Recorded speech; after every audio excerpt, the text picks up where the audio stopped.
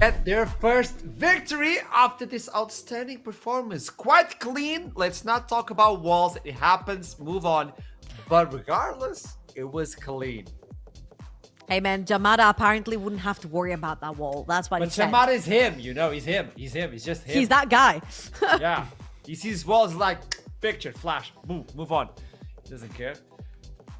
What's a world champion? But the idea is they did a really good job nonetheless, and now you can understand the way they work. Obviously, Kayes was looking at them. I know they wanted to punch up, but regardless of that, it was a complicated one to punch above all. Yeah. But let's talk a little bit about Ruddy and how they were able to execute this composition, starting by the composition itself and how it worked with the Nard on the top lane, the Draven on the bot side, and leave a leader coming back into the mid lane.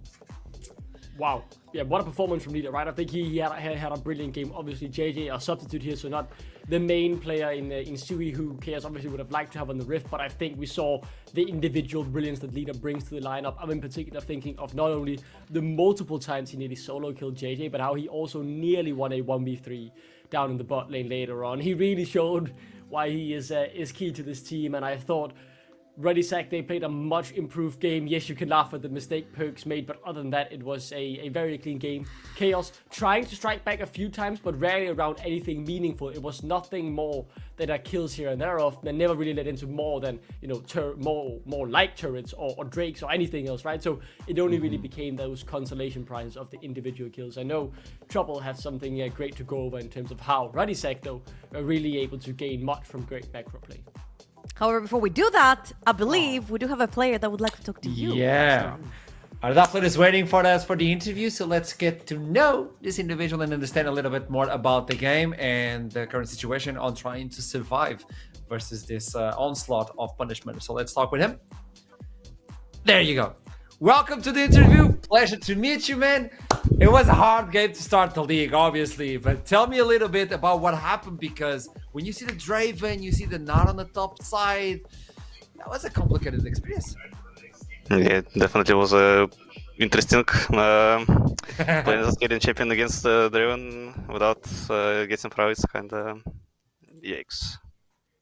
So they were about like trying to remove you from the game, starving you from farm as well, and we'll talk about that later on. So removing that away, we don't even care about this anymore. You still have a game versus DMG. They're also a powerful team, but I want to know more about you. So what can we expect from your gameplay? Let's tell everybody, who are you? Talk to me. That's a quite good question. At least I'm not a random. I mean, I think that I'm just going to, like, I'll try to help our team to become more stable, I think. And that's it, to be honest. What is the main objective you have in mind? When you look into NLC this year, 2025 Winter Split, a lot of big names. What's your main objective? I know you want to help and guide, but where do you see yourself ending and being happy with it? I mean, if I'm not winning it, I'm not happy, it's obvious.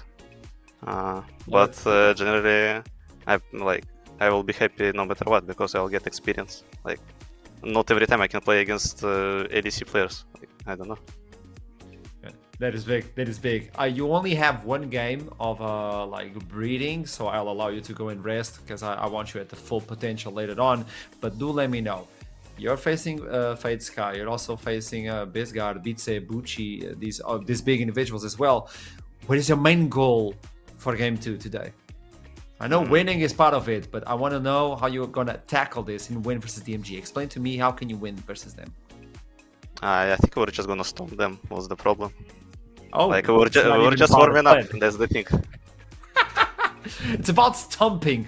So if possible, I mean, I don't want to start any beef, obviously. I'm not that individual one. Who do you think is the weakest player on DMG?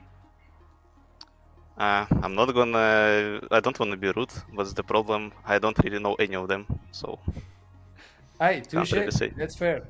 That's fair. Hey, I got you. Thank you so much for this, Ardapla. That was a pleasure to meet you. And let's see what happens on the next game. Let's see if you're able to stomp them or not. Have a lovely one. Just go rest and I'll see you soon. Man, I want to see this. I want to see the stomp. I just want to see them active. I kind of felt like in this game versus the Radisac, they sort of put their hands up and they were like, you can have the grabs. You can have the second grabs. You can have the dragon. can push our lanes, can take our turrets, take Herald, the tower what is planings that? too. Herald, take everything. I just kind of felt like they put their hands up and they kind of like said, hey, we're gonna go late game. But again, there's always the question, how much can you lose until you start getting to that late game where your Jinx is very active? And actually, talking about the Jinx and how she didn't get fed, I would like to pull in a clip from very early on in the game on how Jankos basically controls the map to ensure that this Jinx never gets gold under her belt. Not only that Jinx doesn't get gold under her belt, but the Draven gets so much through this play.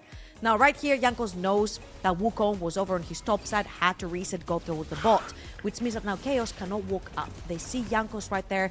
Hams is taking that. The second wave starts moving from a mid lane. Leader instantly pressures in that wave, which means that now Hui has to catch the wave, and Leader gets to move first, which catches Taxvig through in the jungle. And not only do they get so many tower plays, 3 I think, onto the Draven, they also managed to secure a kill for themselves. It was just a great sequence of play right there from the Radisac, and it really does show the experience behind Jankons, behind Leader, behind all those big players coming through from the LEC and their movements on the map to ensure this map state. It's suffocating as well, because this clip you were showcasing, it was sped up and it was only half of it. So it's like 2 minutes of Jinx looking at the minion like, hey, how you doing? I'll just stay here, by the way, that you do you, I'll do me. That's complicated, that's suffocating. How can you mentally get back on the game as well? That was an interesting point. And this is the T1 you were talking about. This is T1 league level of just being on the top of your enemy and be like, you want to play? Yeah, that's not for you, sorry. Yeah, I mean, very rough game for Chaos, right? Obviously, brand new org, brand new players having to hit the ground running up against a now fully stacked Ruddy Sag, right? Perks surprisingly did a lot of damage here, but not as surprising as well when you consider how much poke damage he put down on Turtle in the laning phase. Hums did surprisingly little considering how much he did in those late game team fights, but did spend the early game just racking up the cash out until he did have a very big cash out. A clean, confident, and controlled game. Anyone saying that Ruddy Sag couldn't compete in the NLC after a poor game 1 against Rich Gang, I think they need to retract their statement, because this was clinical. It was absolutely phenomenal from Ruddy Sag here. Hey, all I'm gonna say is that top lanes are broken, man. I don't care what people say about Victors and Hueys and AD carries and control mages. All I've been seeing these past 2 days is incredibly broken top lane damage meters. That's all I'm gonna say. Hey, top lane is relevant, okay? Fox, keep that in mind. I just want to say this to him. But also, I want to talk with someone else. I haven't seen him in a long time. And I believe he's not alone. That's the problem. He's not alone. And he's already a danger by himself. It's the one, it's the only. Don't Jake! Join in! Woo! Oh, Hello. That's a big crowd. Listen, can How you put you feeling, my the dude? whitening teeth filter on my teeth next time, please? Oh, I know a few. I know a few people. So, how are you feeling right now? New team, new name as well. I'm feeling absolutely neutral, to be honest. I think you've never had someone this leng on the interview before, to be honest with you. I think I'm the most handsome man you've ever interviewed, and probably ever will. Oh, like that? Absolutely, yeah. That's how I feel. I like that. So, No, but in tell all, me in all, something. sorry, go Yeah. on, my bad. No. You tell me, because I have a specific question. So listen, for me, the thing is, I think, you know, your boyhood club, sometimes investors come in, they snap it up. I mean, you look at the Glazers, what they did to Man United. After the first game, I feel like for me, Dom's come in, he's a bit of a Ted Lasso figure. He thinks he knows what's going on in European League of Legends. He doesn't. I mean, you saw that in the first game. It was horrible. You got the fans here. We've got an 80-year-old woman here. She can't even afford a season ticket anymore. The prices have gone up. I mean, people are asking, what's going on with this club? The players don't seem to care either. So, when you see Yamato picking Ornn versus Brom, what's your first thoughts? When I saw Yamato picking Ornn, I was thinking, this is the thing. People, they don't respect my opinion. Because I could have told them Banderas was going to pick Fiora because I watched him bend over Built in the finals last year. So, you know, if it's going to be Yamato, obviously the same thing's going to happen. Okay, Jake, how long did it take to transfer the name from Ruddy to Ruddy Sack? How long did it take to, you know, these free to buy business days, these sort of things are tied in legalities, really. Okay. So when I look into tier lists, and now this is serious. It's never serious with you, but serious, okay? No. When I look into a tier list, I see Ready always on top, Los Ratones second, first the Nord as well. Be honest with me, what can we expect from Ready second till the end of the split? What can you expect? I mean, I think it's very telling that Hums is our best player currently, and he's actually unironically probably able to claim up to $5,000 a month in disability benefits from the government. So I think for me, as one of the owners, you've got to be looking at. I'm looking at players like Perks. I'm looking at players like Yankos. I'm thinking international players with caps, that one, and also caps as appearances. But you know, you can't just phone it in just because you think it's the NLC. I mean, they thought it was Sunday League, and I think they got shown up in that first game. So this is a message to some of the more senior players on the roster. The fans want results, and they don't want to see you fucking around in scrims, dicking about. Come on, let's hear it. Come on, what are we thinking? We want to see some more hard grit. It's not just a content team. We want some trophies this year. We didn't win. We lost both finals last year. We want to win a trophy this year. The fans want a trophy, don't we? That was my last question, by the way, as we have to move on. So, what do you have to say to the fans who are joining in, who are not aware that you lost both finals? Did you talk with Minute about that? Did you explain to him? Listen, the thing is, you know, we've not got pedigree in the finals, but I mean, you've got to look at, as a sporting director, you go into the next season, you think, what do we need to bring us across the line? It was one game difference that was the difference between us not winning the NLC last year. You've got to hope with the firepower we've got now that will be enough to tow us over the line. But we have to see. You know, it's a game of two halves. Okay, and two sides as well, actually. Yeah, congratulations on the second game, and by the way, I'm proud of you, my man. Thank you so much. I just want to say shout out to Red Bull because they've let us do our event here. We've got about 40 people here today at the Red Bull Gaming Sphere in London. Shout out to that because events important. If you're in London, I don't care if you're a Los Ratones fan, we might kick you out of the venue. But if you're in London next week, we're going to be doing more events. Come down, be part of the community, man. That's what it's all about. UK League revival. NLC's back, baby. Let's go. Thank you so much for this, Donchek. Well, see ya, everybody. Congratulations for you, Donchek, and I'll see you soon. Farewell. Everyone. Yeah, I think the NLC is back, baby. Back. Yeah. Great a lot of people. I love the football analogies, right? Quite clearly a knowledgeable man on football, and maybe he thought that Dom coming in taking over was another Wimbledon to MK Don's situation, but it didn't turn out to be that. They are still very much remaining in Wimbledon there as they look to not have that title chance already derailed by an early loss to Rich Gang, right? They're still very much in it, and I'm very excited to see what this roster can achieve. But a little bit of a wake-up call as I think what he wanted to say was he wanted to see players fighting for the badge. Nah, I think what he really meant to say is that he's already got the whip out. So they better be careful what they're picking and banning the next time around. Because like the players that are joining in, they're comfortable, but Donchek is like, well, we lost 2 titles, please. Not the third one. Come on, we got to step up. We have a lot of very eyes on interesting us. Story about Radisek, right? I think that's something we can get into on further shows. As obviously that's it for Radisek today. Still 2 more very, very interesting games to go in particular, right? Exactly. Coming up, I mean, Venomcrest, they're 1-0. Versus Rich Gang. They're 1-0. I mean, it's the battle of the top teams in this group so far. One of them will be 2-0 at the end of the day. So, I mean, big pressure on both of these teams to really impress early on. Okay, before we even look into champions, like, I don't care about that at all. Los Ratones yesterday 2-0. Okay, who do you think is going to pair up with Los Ratones? Venomcrest or Rich Gang? Without champion select. Out of the blue. I'll say Rich Gang. I think Rich Gang I have put a lot of pressure on Rich Gang myself, even though I think many people haven't, but it's because I know they have not only very quality players, but also experienced players who shouldn't need this time to adapt, because they've played across ERLs, won their league multiple times down in Norway. These aren't any rookies to someone. They are not afraid to take the game Rich Gang, to their opponents. for you. Trouble. You're the overseer.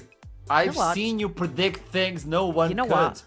Tell me. Venomcrest were ballsy enough to lane swap when he was against them. To play 4-man carry teams like BLG does in the LPL throughout the whole 2024. I'm sold. Rookies or not, experience or not, they have the chance to do something that no one expected. There was a reason they won last year. That's because they put together a team that they believed in, and they've done it possibly again this year around. She knows. So welcome to this one, Venomcrest versus Rich Gang. Whoever wins this one will get the 2-0, tying up with Los Ratones. Does it even matter on Group B? No, each group is different. but nonetheless, it's also that power to say, hey, I finished the first day 2-0. So bans are coming out. Swain, Viego, Echo as well, Rumble, Victor. Yeah. And what else? I mean, respect there on Ho-Ho, right? Banning out the Echo. He's famously known as one of the best Skarner? Echoes in Europe. As let's see if the Skarner gets allowed through again. It looked very strong. Obviously, Yanko's a very strong player in this league, right? But the champion certainly also looked a bit unbalanced, and it has been put on the bench for this one. The Corki, though, left open for what I believe the first time today. At the very least, the first game it will be locked in for tonight. So Elijah locking it in for Mauki down on the bot lane yet again. One of the rookies. I mean, you can point to anyone here except for Elijah and say it's a rookie on Venomcrest. Very interesting. As Banderas locks, hasn't locked it in yet, but could go for a very safe utility AD carry in that Varus. Oscar Lima insta-lock B1 for that Corki, and I'm expecting to go towards that bot side. We have seen a lot of flexibility around this particular champion, so we'll see whether it's going to be Lofty or Mauki that's taking that champion down the bot lane. Varus, Wukong, pretty standard self-stock right here. Wukong, one of the best junglers in the current patch, in the current meta, and Varus, one of the most stable AD carries, whether you want to play him again more poke or auto-attack oriented. That depends obviously on the team you're playing against. So far, so good. What else do you pair this Corki right now? Do you bring in the jungle or do you reveal anything else? Because you can kind of flex this. Obviously, you want him on the bot side. Okay, This is bot. I've seen this top on other people. Don't do it. This is a Mumu jungle, please. Yeah, I mean, Israel gets locked in. With both of these junglers, right, being very, very prolific Viego players, with that on the ban port, I was interested to see what would happen. Hovering over to the Taliyah here, Lofty famously in Sweden known for his brilliant Taliyah, but doesn't look like it's the choice this time around. Goes for the Orianna, gets a second game of that on the day, starting off your NLC for split comfortably here, playing a safe mage mid lane 2 times in a row for the Swedish Wonder Kid. As back onto Rich Gang, what will Ho-Ho then answer with? As you would expect a mid lane to be locked in here, and it could be, with Ho-Ho, it could be anything. Let's see. Surprises. I mean, I'm not gonna lie right here. Zillion does make sense. He does play a lot of that. But Banderas, you know what? You don't always have to go for Fiora and Camille when this broken champion is still available, and it's one of the safest options right here. I would say that for Reach Gang, the fact that they do have red sides back to back and they have somebody like Banderas where they can counterpick for, it's very useful. But right here, it's also very valuable. You get to pick a very rock solid champion for the top lane, and you also have 2 more bans to throw away over to Elijah. Yeah, and exactly right. You can see the Aatrox already being banned. I'm also thinking of the Rumble. We saw Elijah play the matchup just 1 game before. Obviously, there is a chance of lane swap, as you also highlighted back in that game, Trouble, that obviously that good matchup for the Rumble could be avoided, possibly. So let's see what Venomcrest do. Obviously, they'll look to trim out the mid lane pool, but is it really worth it is my question, because Ho-Ho can, after all, literally play anything. But instead, they still decide to try and trim out some of the strong picks up against that Orianna with the Syndra thrown on the ban port. It wouldn't surprise me to see the Rumble here. I think if the Rumble isn't banned, it's a sign that they want to lane swap. I feel like the Rumble right here would be a little bit too much AP for the side of Venomcrest, especially towards the top side. If the Amumu also ends up being in the jungle and not necessarily down in the bot lane. And I do like specifically the Syndra ban together with the Galio, because they synergize so beautifully with that Wukong, and your mid jungle is going to be of pivotal importance, especially if you want to build a very strong early game. So I want to see what else is in Ho-Ho's hands to play in the mid lane. Something like even the LeBlanc could potentially come out, pairs up really, really nicely with the Wukong, or even we could see the way that we've been seeing throughout the entire day. Yeah, really rising in priority is that way right now.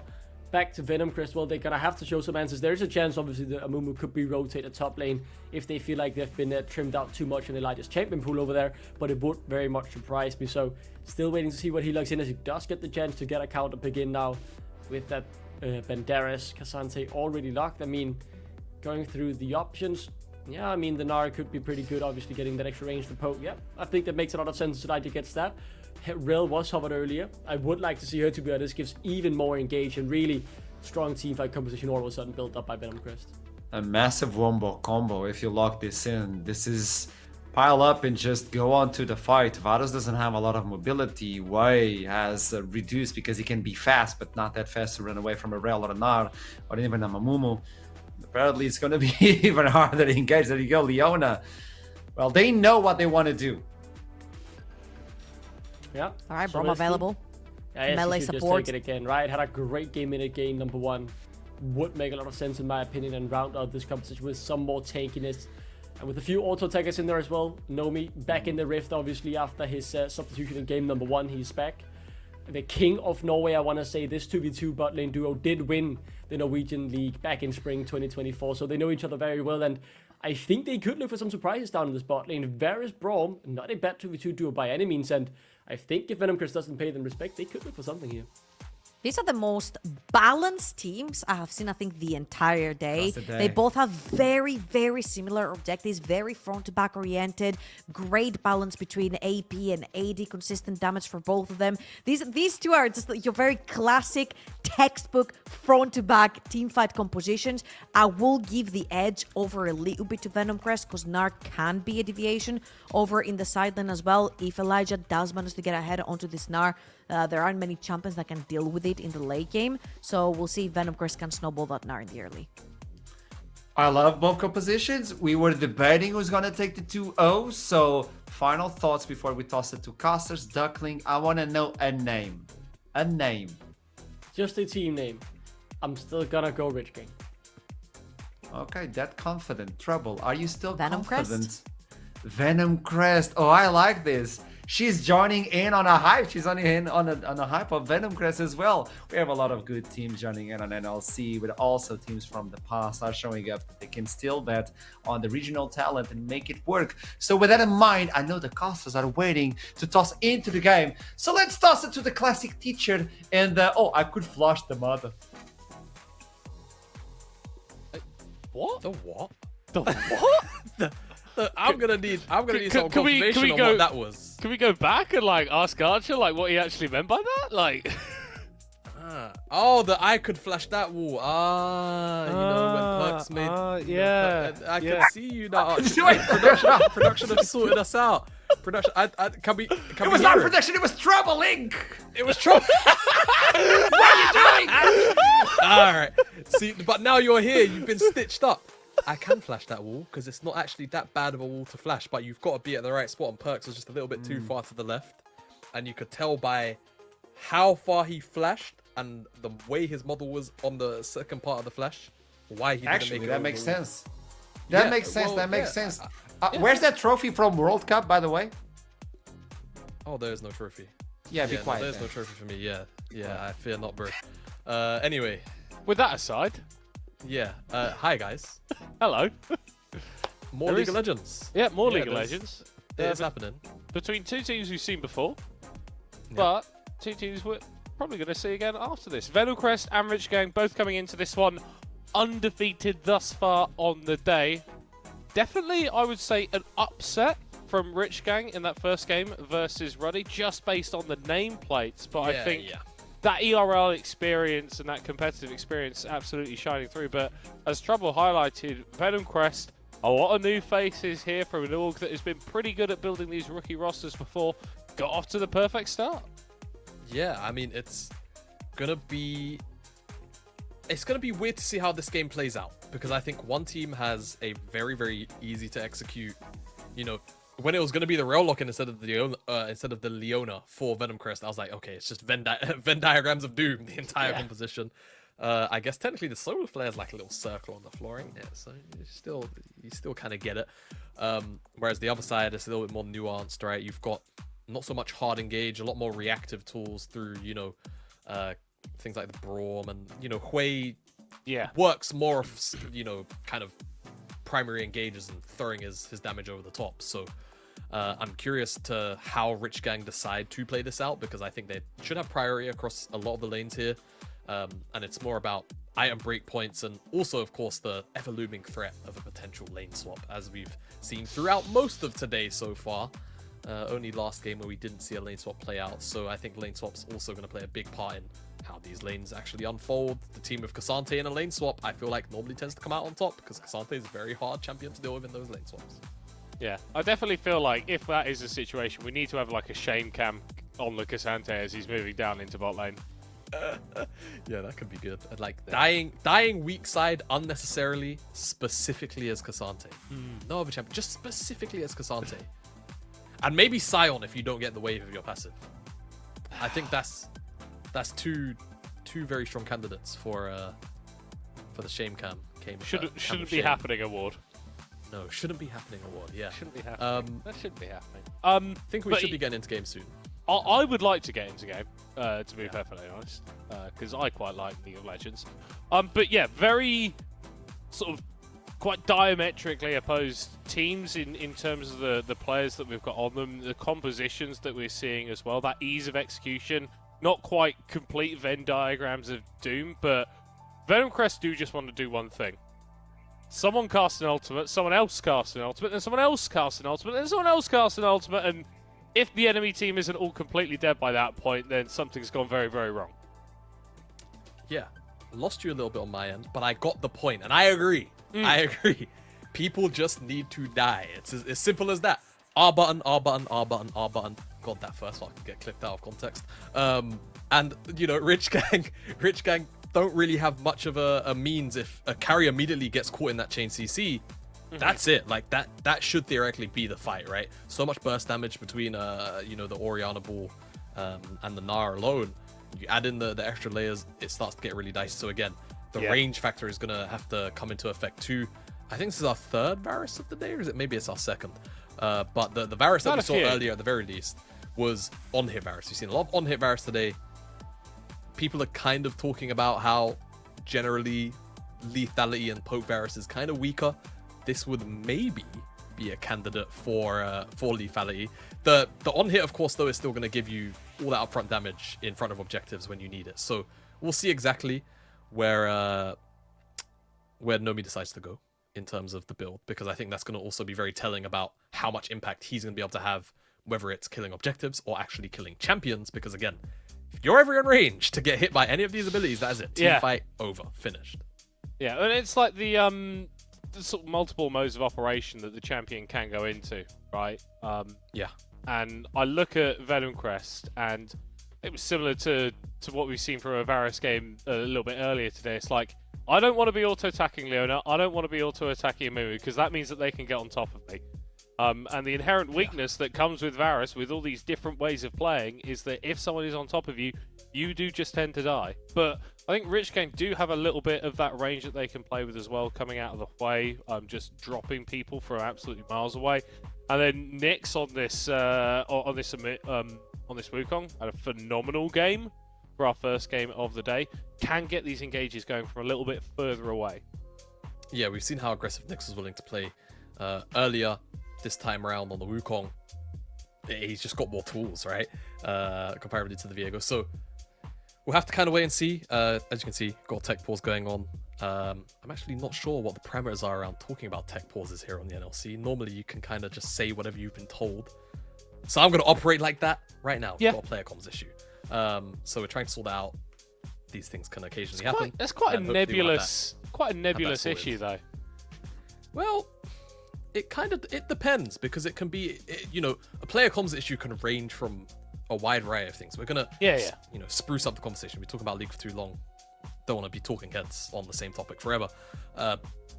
Discord, if they're using Discord, I actually don't know what they're using to communicate. I don't know, because I've had previous leagues. Sometimes it's like you have to use different platforms to communicate on. So it could be a Discord issue. It could be a player has a straight up issue with their own mic or headset. Could be anything. So until we get that sorted, of course, we'll have to sit here in the pause screen for a little bit. I reckon that someone's support has just had a little bit of a moment and is refusing to time summoners in chat, and I reckon that's what the communication issue is. So I have a production chat on the side. Other players are playing rock paper scissors in the game chat. I reckon we can commentate that. See, but they would have to know that we're looking at game chat. It's like a whole thing. It's a long process of you know, because normally in-game chat, it's relatively sacred unless you have APA or Jojopion in the game, at which point it's shown on air all of the time. Yeah. However, if we could get like a tally of what side is winning, that would be awesome. If we can get that from Prod, I'd love to know who's winning more. Is it Venomcrest or is it Rich Gang? I'm glad that we're on this topic, because I wanted to get your thoughts on sort of paper in this meta. In this meta? In this meta. Yeah, in the sort of rock, paper, scissors meta. Yeah. Like, where do you think it sits at the moment? You know, I think in this day and age, a lot of people are told to kind of stand their ground. And I think subconsciously, you know, on any topic that they believe in, and I think subconsciously what that leads to is a surplus of players opening with Rock. Yeah. So Paper is normally actually a very safe opening gambit because of that fact, right? And it's seen a subsection of players then play on that fact and then, of course, go towards, you know, scissor openings. Yeah. But I think Paper is normally the safest option to go towards. Is this a transition into game? I really hope I'm so. hearing pings. There is a limited amount of analysis that can be done on the rock, paper, scissors meta. But we are finally in game. We are on the Rift, and Rich Gang are ready to go. 5-man stack in the top side, looking for an invade, trying to catch out someone out, or at least establish some vision. Yeah, vision, whatever it may be. You have the Braum. You want to get in and get information ASAP. For now, though, Elijah's snuck his way behind enemy lines and has left that ward on the red buff. So Rich Gang are kind of down in info at the minute. Minions have spawned. The question really lies in, are they going to maintain lane swap posture? And well, I'm looking at Elijah's path. Breaking down news. On the minimap. Oh no! As we have our lower third for KitKat, our lovely sponsors. Breaking news. On top of that breaking news, of course, lane swaps aren't... Oh, wait. Oh, come on, come on. They're going back to their normal lanes. Huzzah. Wait, hold on. No, wait, Malky turned around. No, Malky turned around. Well... Wait, he's recalling. What is going on? Well, breaking news, lane swaps aren't dead. Well, in Elijah's defense, he can't really be anywhere other than maybe mid, but this is still a little inefficient. Are we TPing bot to catch? Oh, okay, no, they're stacking the wave, so okay. He's going to run to it. Now, as comical as that sequence obviously looked, as Banderas is unfortunately going to eat a little bit of damage, they do have full information that Nyx is on the top side. Yeah. And he's on his red buff right now. So with the way that things like the minion, don't forget, minions have changed. Minions deal a lot more damage to minions, right? It's going to be a little bit harder to sync up something like a dive. And Elijah, for the time being, is going to be able to catch a fair amount of XP whilst Nyx is on the top side. He's not already farming the bot side camps to get a dive immediately going. So maybe this Gnar, if he can stack up his bar, if he can be around Mega by the time this Wukong's around, might be a little bit safer than we would like to usually assume one would be in this early game. I mean, there is just so much setup that exists with the Braum and the Varus. The CC that can come from the passive as well as the early damage. Nyx has got out lofty in the enemy jungle, not quite going to get hit by that bandage toss as... Seems like he wants to get a little bit more. Both supports have moved over to the play, but it's Laurie that's going to initiate it here onto Eski, dropping the enemy Braum to around about 50% HP. And Jamal, we don't tend to see a Moo all that much. I'm assuming the game plan here for Kiki is going to be try and sneak in an early gank with some double bandages if you can, but then it's just going to be playing around that level 6, waiting for that cooldown and making plays when your ultimate's available. Yeah, pretty much. You hit the nail on the head. Generally, it's a little bit difficult to find early active plays if the enemy team is respecting you. Obviously, your sticking power is incredibly powerful, especially so if you hit that first bandage toss, but it can be a little bit testing, to say the least, to find those early openings. Once you hit the level 6 though, of course, and objectives are skirmished over, positioning tends to fall a little bit more and you can find your way in. So we'll keep tracking how Kiki does. But again, this composition from Venomcrest, you know, it's intended for the bar of execution to be very low, right? And that's more or less what they're going to be going for. Rich Gang looking for those kind of incremental engages, the kind of slow burners, and trying to bait in Venomcrest so they can make that turn out. Ooh, well, Venomcrest going for something of their own volition here as Ori is just going to get stunned on the back half, but Rich Gang definitely taking the worst end of things there. Yeah, Eski also was actually the one that ended up eating the Ignite. Oh, and he's going to get jumped onto. Venomcrest pull the trigger as soon as they see it opening in the bottom lane. And they are going to be able to take down the enemy support for their troubles. Nomi now responding with a load of consistent damage dropping down onto Malky. The barrier comes up just in time. And Malky is going to stay alive. Low mana on this Varus, but both of these ADCs in execution range. Nomi probably didn't have mana to cast that arrow, the final part. He had lethal tempo stacked up and his passive from the kill. So he was out DPSing the Corki, but he just didn't have the mana, I think, to cast the Q to pop that Blight stack and execute Malky. So a little bit unfortunate for himself. It's 1-for-1 in the bot lane, and both AD carries pick up the kills respectively. Small gold lead growing for Nomi. Laurie rotating over into the mid lane, but this is less of a gank and more just a bailout attempt here for Lofty, who has been getting punished heavily in this midsection, has already blown that teleport, so isn't going to be able to rejoin this lane anytime soon, and Orhor already starting to get a little bit of an advantage. Yeah, Hui can be a very frustrating champion for other mages to lane into. The range, the damage, the mana sustain as well. I think people often kind of overlook, right? In lane, you tend to not necessarily need your W set of spells for much else, right? Unless you are actively interacting with a champion that's getting up in your face. Just being able to cast that kind of mini Nami that gives that mana back is very, very beneficial to just outlasting your opponent. And once you get that lost chapter as well, feels all the better, and that pressure is going to buy them grubs, though on the opposite side it will be answered out by Venomcrest getting their solution going.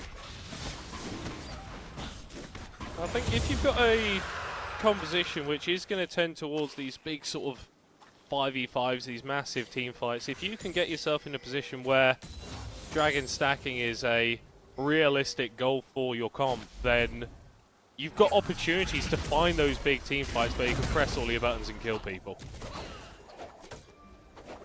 Sooner or later, those opportunities will open up as well. It feels very rare. You get a composition like Venomcrest and you don't see it work at least once. You know? So there's always that looming threat Rich Gang will have to respect. As speaking of respect, Venomcrest might have to respect this play from Nyx on the bottom side. Yeah, Nomi getting the chains into the stun, into all of Laurie's health bar. And that felt just a little bit too easy for the Rich Gang AD carry as he gets his second kill on the board. A little bit worried about how this Varus was going to be interacting with the enemy composition. If he's fed, that becomes a bit easier. Fed, and like we had that brief discussion about earlier, we'll be going on hit, won't be going lethality. And at the end of the day, if he gets ahead, I mean, he's still going to be ahead of ADC, right? As long as he's given the space and he's also respecting of Venomcrest's large ultimates, he's going to do just fine. And of course, it's also in part up to Rich Gang to protect him as well, provide him that space. First game of the day, we saw Banderas up on the Fiora, and he completely took over. Different task for him, I feel like, on this Cassante. Not so much about applying pressure in the side lane, but if you can zero out someone like Lofty, if you can zero out someone like Marky in these team fights, then the damage of Venomcrest is going to drop pretty considerably. Yeah, definitely will. So they need to be careful, right? It's tale of as old of time, the shotgun comp. When you only have one champion, that is going to be your main DPS source. You need to keep them alive. Same to a point kind of does apply to RG too. Right, if Nomi goes down, especially as he's ahead, right, and it's part of the point you were making. Nomi drops, kind of just becomes about all of the CC you have and all of the utility. So they definitely do need to just watch themselves once we start to hit this mid-game point. But for now, early game, very tempered. But grabs are spawning in a minute's time, so maybe we start to see some rotations over that. I think we have spoken a fair bit about the high-impact ultimates that Venomcrest have got. It's not like Rich Gang sat there with a load of like niddly form swaps, right? Like that Chains of Corruption, excellent for getting a team fight started. Cyclone, we've got the Kidnap from the Cassante we've already mentioned. Like, there are big team fighting tools for this team as well. But at what point does it happen? You know, like we're waiting patiently as the macro has been frankly tantalizing. As Laurie's hunting for maybe information, and found, by the looks of things, not a lot. Isn't going to stop Eski from resetting, but definitely sees it going on. Oh, goodbye. Back to base. Not quite Zenith Blade range. Nope, nope. But it would have been funny. Go all the way back to base. And Nyx is just gonna clone the bandage toss. So yeah, again, bit of a farm fest. Oh, hello, hello. Maybe not. Haw gonna get caught out.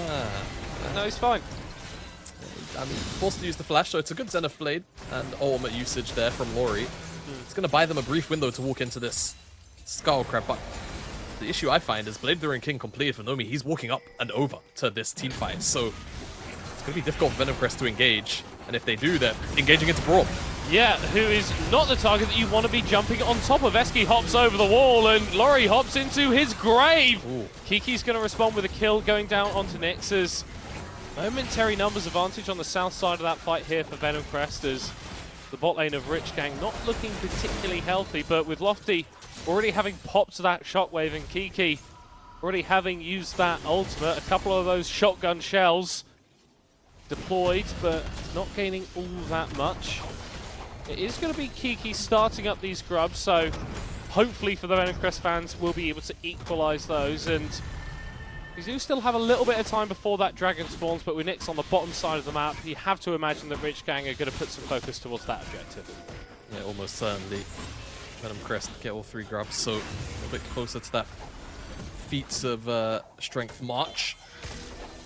But as you say, Rich Gang, Nyx, he's on that dragon, and just by the positioning, should be a bit of a freebie. Laurie maybe wants to play a little bit of interrupt, or maybe find their way onto Nomi, but Nomi's just respecting it. Replay. And again, you know, it's difficult to engage here as Venomcrest. They eventually just decide that Eski is way too far out of position, and that they'll punish him. And I mean, frankly, look at how quickly Laurie dies. It could go from so much bad to worse if Nomi doesn't have to walk around the wall, right? Imagine he could just walk forward and continue to right-click, get a little bit more follow-up on top of the engage there from Nyx, but terrain not quite favorable enough for Rich Gang, and Venomcrest very happy to accept that trade and, of course, get the grubs. He could have flashed over the wall. Could have. Shouldn't have. But it wouldn't feel right for the game, though. No. You know? We've probably had a slower early game than this today, but this one just, it's got a feel to it. You know? It's got a particular vibe that I think it's potentially speaks to the soul. I think it's potentially because of the explosive nature of the fights that will happen at some point, we promise. We're not snake oil salesmen. No, absolutely not. Honest gentlemen here on the NLC broadcast. Yeah, of course. No, I'm not going to lie, Jamada. Wouldn't lie to the audience. No, not at all. I'm telling the truth. I am starting to get a little bit more interested in the rock, paper, scissors matter. It's calling to me. I feel like there are some adaptations. Did we ever get? I don't know if we ever got confirmation on who was winning the rock paper scissors duel. No, we didn't actually. No. Yeah, that kind of makes me a little bit sad. I hope we can get a correction on that. Maybe we could just get Archerum to ask. The hard-hitting questions. Yeah, you know, Venomcrest. Not a lot of people necessarily having a lot of faith on you. You know, how are you feeling as... Hold on a second, I think Haha... I don't think he's feeling good. I don't think he's feeling good great at all. That was nice from Kiki, though, sneaking over that wall and catching out the enemy mid laner. Not fantastic. I did hear in my ears from producer Phil, and then confirmed, like a big shout to Prod, that it's 2-1 to Venomcrest in the rock, paper, scissors. So they got the good omen there, but right now it feels like, well, actually, to be fair, you know, they just got the pick. But Amumu has 2 of the 3 kills. Yeah. If you look at the other side, it's the Varus of all 3. So are they really winning? You know? I think Venomcrest will be hoping that that rock, paper, scissors has given them an insurmountable mental advantage coming into this game. Yeah, it's got to do a little bit of damage, isn't it? A little bit. Winner's bite. Nothing to pounce on, though. Oh, he does have See, the ultimate. this is the problem with games like these, because I think everyone more or less, we're all on the same boat, right? We know what Venomcrest want to do, and I think we've all got a pretty firm understanding that Rich Gang don't really want to look for engages unless someone's missed them, right? They want that fight to come to them. When Rich Gang kind of just put their foot, I wouldn't even say put their foot on the brake, they just don't have their foot on the gas. It's all on Venomcrest really to find angles, but they're just not really being given to them, so it becomes a lot about the objectives, and we're kind of even Stevens there too. Yeah, Dragon's not going to be too high priority for a little while. No, unfortunately. for another 90 seconds at least. There's Heralds spawning in 20, and the resets are actually pretty even, though Rich Gang are slightly ahead on tempo, but frankly, again, not by super engaging margins. So we'll see who exactly is going to get priority. The Skull Crab. Oh, went over to Kiki. He got it. Nyx looking for an engage. Kiki going back in with the bandage toss. Has the ultimate available. Decides not to pull the trigger, and we are starting to see a convergence of League of Legends players on the top side of Summoner's Rift. Potentially some action here as Laurie's going to get caught out. Dodges away from the Glacial Fissure. Flashes over a wall. Call that man Jamada. The mechanics on him. Thank you. I do try. I haven't tried for a little while. Casters talk about their solo queue experiences portion of the broadcast. Yeah, that's where we're at right now. But yeah. I think importantly, that was two pretty key ultimates burned there by Rich Gang. Venomcrest still holding onto all of theirs, so it's going to give them the opportunity to take down this Herald without too much trouble. Again, we've got a Dragon spawning up in a few seconds, and Rich Gang in a position where they can maybe look towards that as well. Very much a game about trading these objectives and trying to find any sort of angle that you can to give yourself a small advantage for the later fights. Yeah, exactly. That's what it's really about. Oh, this is what the game needed! Well, chat, it's just you and I. Oh, of course. By the way, this was pointed out to me, and his picture's just gone off, so difficult to see. I look a lot like Venomcrest Jungler. Kiki. Really? Yeah. I'm sure that Prod can like find a picture from somewhere. Or maybe I'm just putting too much pressure on them. It depends on how long the pause is. We don't necessarily have that at hand just yet. Though again, we'll get. Jamada, we need to be planning for these technical issues and like be getting content involved for them. Okay. But you are asking the hard-hitting questions, right? How much does middle cop look like Kiki? We'll get. I'm sure if this pause ends up being a little bit longer than expected, which we hope it's not. We don't have any information about what the pause is. Yeah. Just for clarity. Then we'll start drawing some comparisons. Oh, I've just got word from Prod. Apparently the team's got bored and are playing rock paper scissors again. So wouldn't be surprised. It's a little bit of a connectivity issue, is what we're being fed. So I feel bad now because I've got a lot of sympathy. All right, bloody hell, middle court the empath over here. I do, bro. Like, you're crying. I think you might be sad. You know. Oh, we're back. So we're back. Venomcrest Jungler. Player portraits are going to slide through, and it's starting at top. Okay. So, 2, 1, boom. I mean, mate, it's just. Look, I'm going to be honest. It's just the Starshin. And the eyebrows, man. Starshin. Hey. That's all you need. You've both got some strong eyebrows. I think, you know, second cousin material maybe. I don't know about full blown, you know, direct relations there. Okay. Nyx, Somewhere on the family tree. Somewhere on the family tree. Dragon's dying. That's cool. That is cool. That's nice. That's enjoyable. Elijah casted his ultimate to clear the wave, so he's not going to have that. If a fight was going to start, of course. Well, he got 6 kills with it there, I'm pretty sure. Isn't that the God's honest truth? No one's really collapsing with Lori, so there's no threat there. Okay. Well, game is about as dead even as it could realistically be. And actually, Malky's not doing too bad considering he had to go Triforce first. In terms of just the direct one-to-one, costs to play the Ruin King and such. And what felt like was kind of an amassing lead for Nomi is, I think slowly that gap is being closed over time. Starting to see as well a little bit of an advantage occur in the top lane here for Elijah. That are obviously going to be a pretty decent split pushing threat. Not quite Fiora tier. No. When it comes to the ability to just completely take over. But very unique. Just a reminder, this is only Elijah's second split in Div 1 of the NLC. And whilst it hasn't been the most emphatic of performances, this sort of consistency against a player like Banderas, who's absolutely no slouch, is boding well for the future for this Venomcrest roster. It is, it certainly is. Holding his own against Banderas. It's no small feat, genuinely. Banderas individually is an incredibly talented player, is trying to force out Ho-Ho's flash.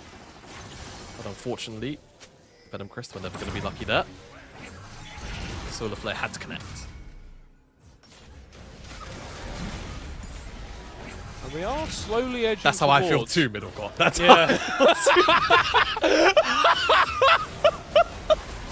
I'm with you, bro. I'm with you. Look, we've all had slow evenings, slow games. Yeah. Do you know what would be awesome if the Atacon buff is taken? Yeah. And then they all just die. Like they all just get it cooking. Actually, Elijah could be in a little bit of trouble. Honestly, if Bandera is quite able, maybe thought about casting ultimate preemptively there as Elijah hits mini. Just really make Elijah's dead. Oh, it could be it jumped onto by Banderas. Where's that Hoppy? He's not gonna find it. It's taken around about 80 years, but finally, we have got some action in this game, and it's Banderas with a shutdown somehow against Elijah. Yeah, small shutdown on Banderas, and not too bad for him at all. Elijah, I mean, it's the thing, right? That matchup, people always talk about it as like a, hey, range matchup. I mean, you even mentioned it, right? It's like, hey, I get to outscale on the side lane eventually. Well, Cassante will eventually get in range. And when you're mini, you don't really get to play the game, unfortunately. And Banderas gave us a pretty accurate case study of how that's supposed to break down. As he breaks down that tier 1, he's going to get himself a slightly bigger lead on the 120. Well, I say bigger lead. He's actually still behind 100 goals. Yeah. He's closed it up. Second tower of the game. 21 minutes. So what are your evening plans after the broadcast? What's a middle court evening look like? It's mostly sleeping at the moment, but I'm going to be perfectly honest. Might see if I can get a couple of winks in, in the next couple of minutes, because we are getting towards that point where we should be seeing these big fights. We've got the Atacon, we're going to start seeing Baron dropping onto the Rift as well. We've got a soul point potentially here for Rich Gang in a minute's time. As slow and as methodical as this game has been, we are getting towards the point where these teams are going to have to start fighting each other if they want to win. Nah, interaction? Nah, me personally, it's not really my thing. Bro, I have Leona, I have a Mumu. I don't want to go in. That would suck. It'd be rude. Yeah. It might hurt the enemy team, Yeah, and we spoke about your empathetic habits earlier on. I feel like Rich Gang wouldn't like that, No, they wouldn't. They wouldn't. I don't think they'd like Atacon going over though. No, However, I don't think they would. Oh, just moving up. Solar Flare not quite going to connect with the stun. Lori's still thinking about an engage, and Horhor is in the Baron Pit, no longer in the Baron Pit, as he's going to flash away. As it looks like we're getting a team fight, Jimada. Big engage from Kiki, but there's no follow-up from the rest of Venomcrest. Massive Gnar against the wall from Elijah, as Banderas goes all out to turn the fight around in favor of Rich Gang before he drops down. Damage from range from Nomi and Horhor, not enough. 3 for 2 in favor of Venomcrest. It took 23 minutes, but we finally get a little bit of action out of both of these teams here, and the collapse is beautiful. Both top laners in particular having such high impact in terms of how the general fight could have looked and did look for both of them, but we have to really give credit to Eski here. He almost completely saves Nyx from the initial engage, interrupts the Leona, and it's fantastic. The ult from Kiki, 3-man, but there's just no follow-up. And Elijah's not in a position to actually hop in and ult people back, and then it's all about the shockwave, the combo as well. With that Naro, Banderas does so much in terms of breaking down the potential rollover of that fight to give Nomi the space as well to DPS out. 23 minutes. That's all it took. Oh, that was 23 a bit minutes. too much excitement. I'm Yeah, afraid. I'm feeling pretty gassed out now, actually. I don't know. Can we go back to the mellow, chill pod? You know, someone, because I always do this, is a bad habit of mine. I had had chat open because I always love reading chat, and you know, at the end of the day, community is what the league's all about. Yeah. Without the fans, there would be no league. Someone requested we play rock paper scissors. We will get that done by the end of the night. Don't you worry. They're fighting. They're fighting.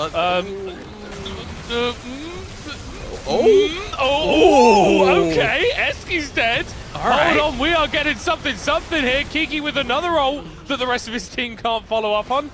A 1-for-1 feels very this game of League of Legends, as neither team is able to get an advantage out of the fight. Yeah, it does. Maybe they can kill Elijah. Maybe that... No. They're not quite sure how far he's gone.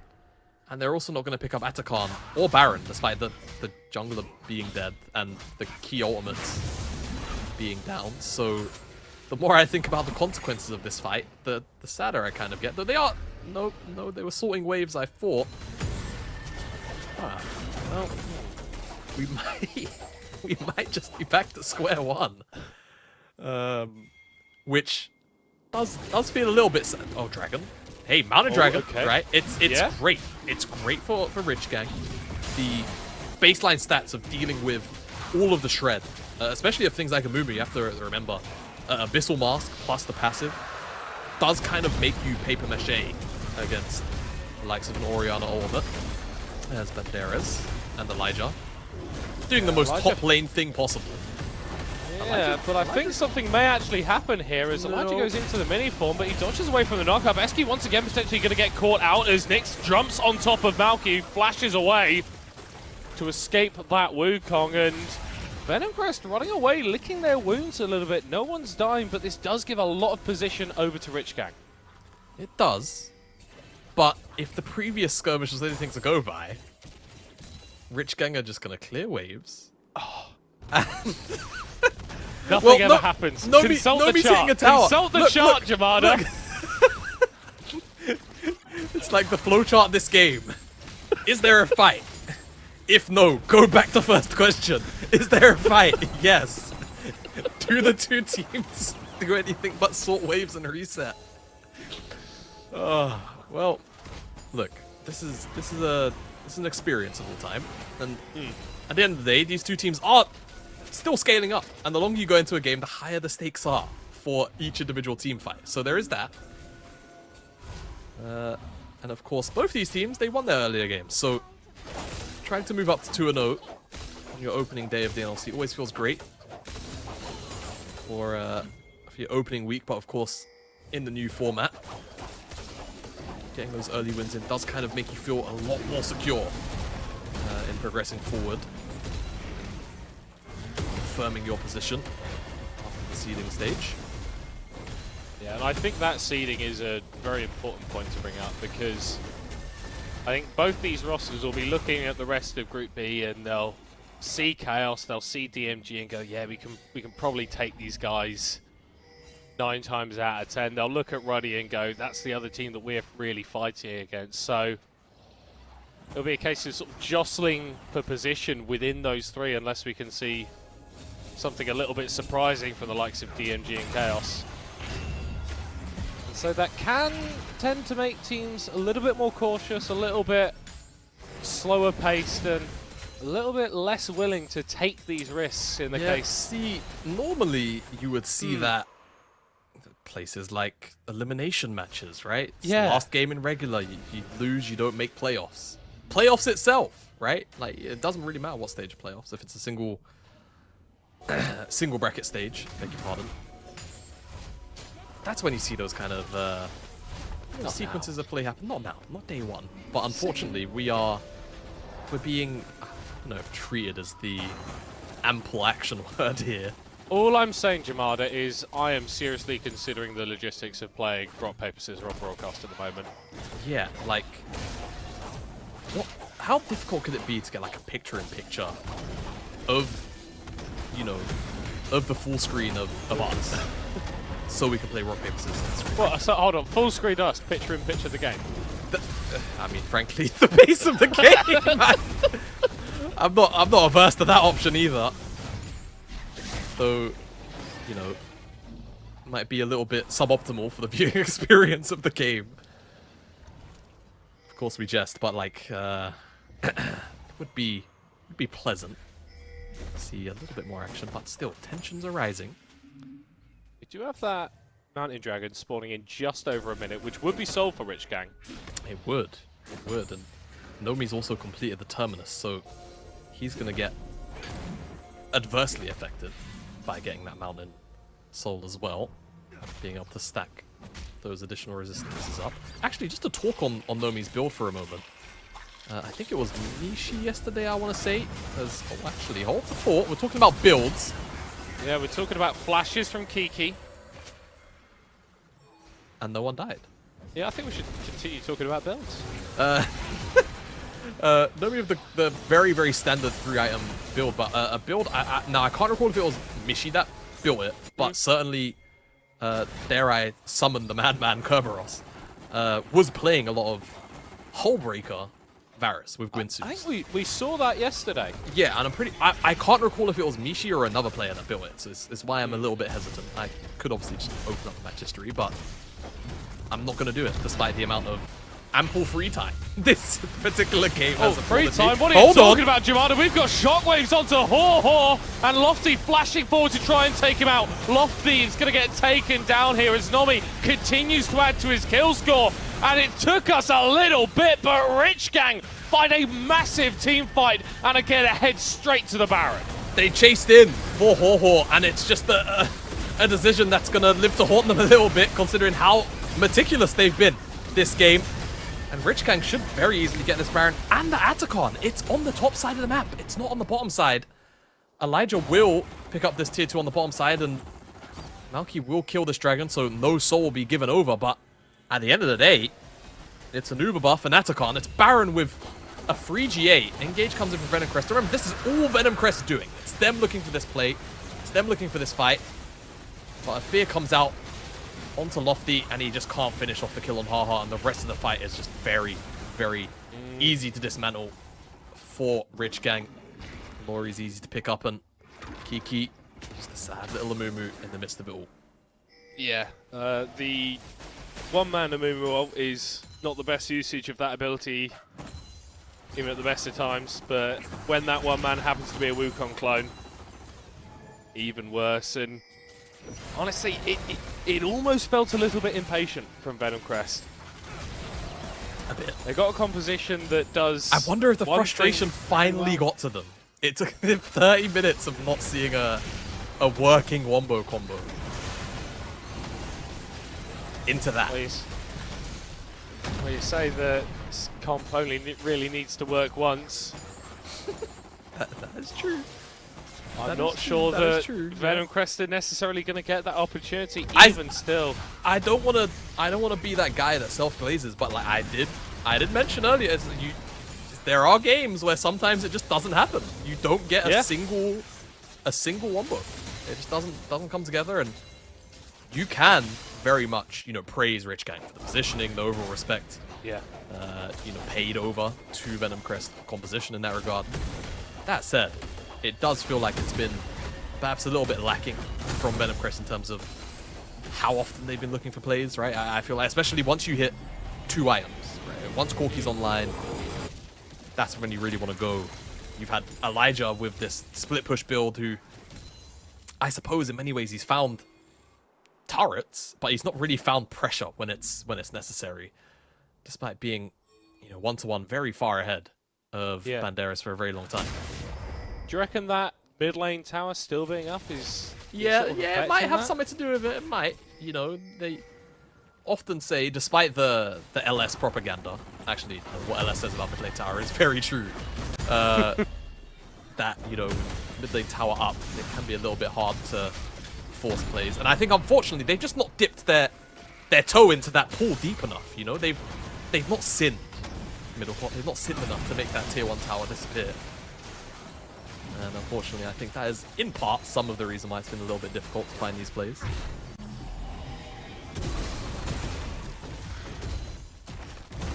Elijah, though, still represents not quite an existential threat, but at the very least an annoyance to Rich Gang.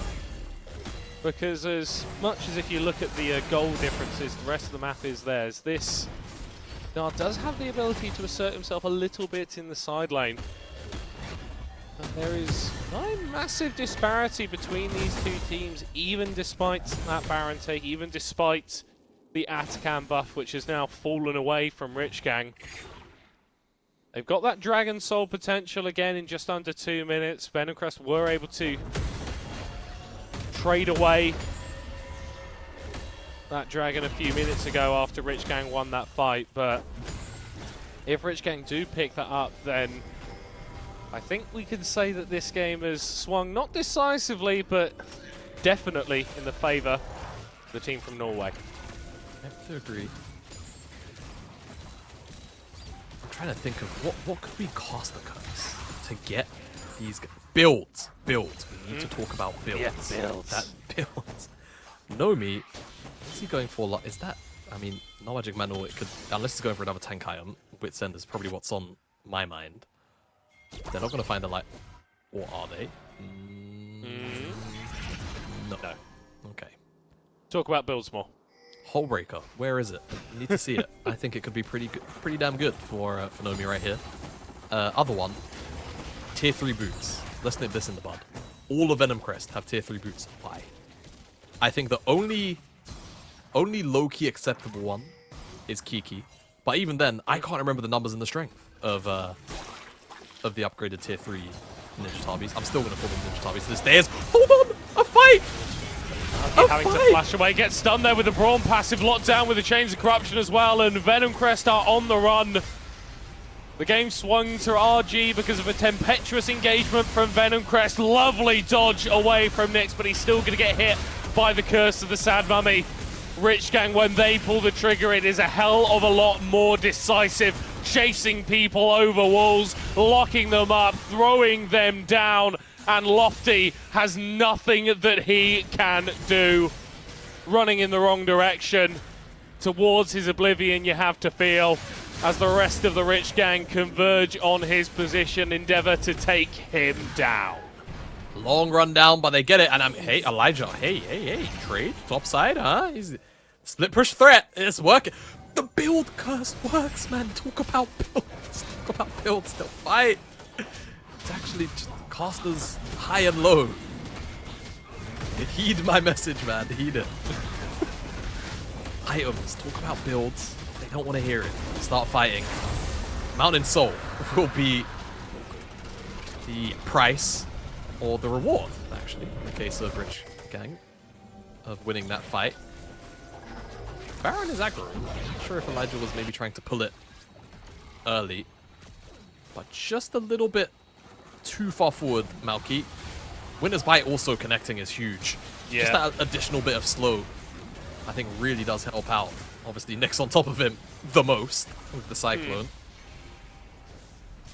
But it does enable the rest of the team to catch up just as easily. But like you say, it was a really nice sidestep. Such a smooth dodge. Such a smooth sidestep. And the rundown. Lofty obviously takes a while, but Kiki certainly dies quite quickly. And it's just a very, very good fight for Rich Gang. They come out, and the Baron's dying. Hold on a second. Yeah, okay. yeah, replays, item builds. This is all we need. Double shockwave onto Eski, onto Nyx, but the jungler for Venomcrest has already dropped down. A little bit of a split fight as Laurie is diving into the middle of absolutely everybody as Lofty is attempting to survive on the other side. Once again, though, the fight is in favor of Rich Gang. 3 dead bodies opposing them. And not much resistance put up by the 2 left standing. Elijah going to try and return some damage here onto Banderas, but he decides better of it. The mid lane tower will be his prize. The Baron for Rich Gang. I know which one I'd rather have. Oh yeah, I know too. Rich Gang going to pick this one up, and hopefully they can convert it into a base break here. 39 minutes into the game. 3 minutes. Let's see what they can get done with this buff.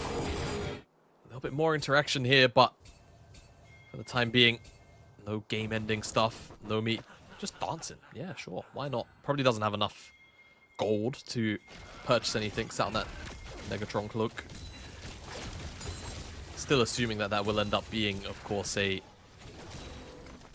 Wits End. Maybe he needed that wave for it. Let's see.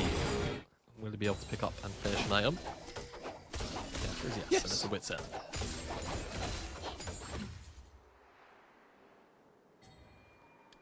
And after a game that has been slow in the politest of terms, tantalizing.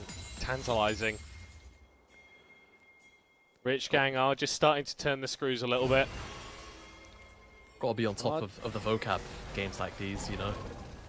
Gotta have it ready. Oh, right. Can we kill the Cassante? That's... I'm gonna go with no. I'm still going with no. Banderas being jumped onto by 4 people, able to get that dash, is going to be going down, actually.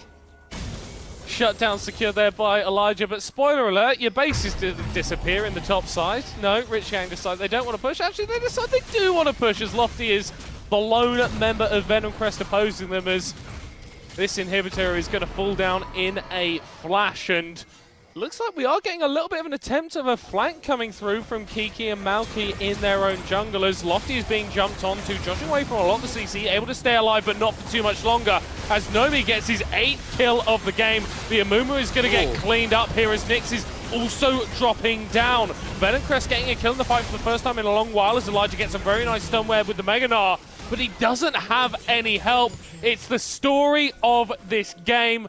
Members of Venomcrest getting really nice looking ultimates, but no damage to follow them up. And with Laurie the only one left, Rich Gang might just look to end. They should look to end. Rich Gang, 41 minutes on the clock. It was a slow, meticulous one. But after taking down Ruddy Sack, the other favorites in the group, they come across the others inside of Venomcrest. Of course, coming in champions from 2024. They'll take them down too and end NLC week 1 at 2-0. Rich Gang, as it stands, atop Group B with a 2-0 record.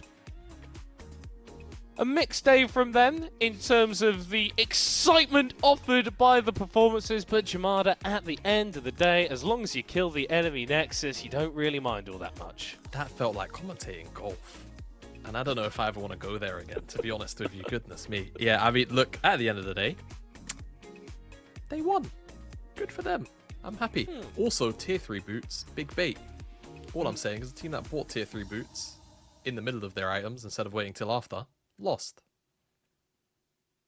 No more analysis really needed on that particular point, I think. Right.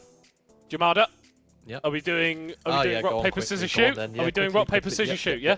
Yeah, shoot, right. shoot, yeah. Yeah. Rock, paper, scissors, shoot. Get bodied, get bodied. We're going to be going to a break. The analyst desk will find something to talk about in that game and get us ready for the last one of the night. See you in a bit.